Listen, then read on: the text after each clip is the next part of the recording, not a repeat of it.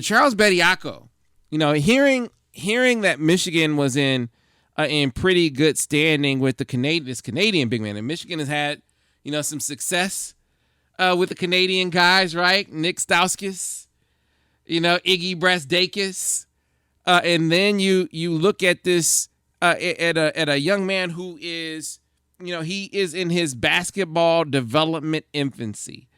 A guy whose stock has really risen over the past year or so, long 6'11", athletic, but raw, and has really started to refine his game. But because, he is such, they talk about him being a sponge, him really being a student of the game, really being a stickler for mastering his fundamentals and footwork.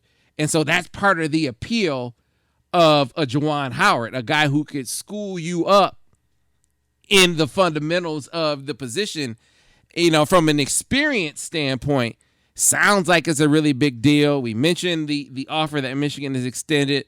Another really good Zoom session with him here lately has has Michigan in the mix, has them legitimately in the running for one of the top big men that maybe a lot of people didn't realize they were in good with.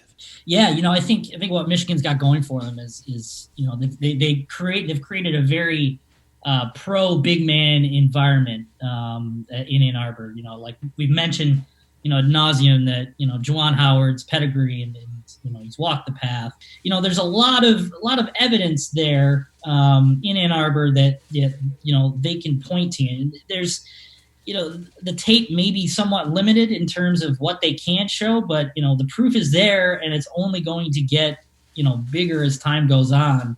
Once these kids are finally able to visit campus, once this pandemic is calmed down. I don't want to say over, but when it's calmed down, that it's safe enough for people to visit campus. There's going to be there's just more things that they can be able to show these talented big men to say, hey, we can develop these guys, and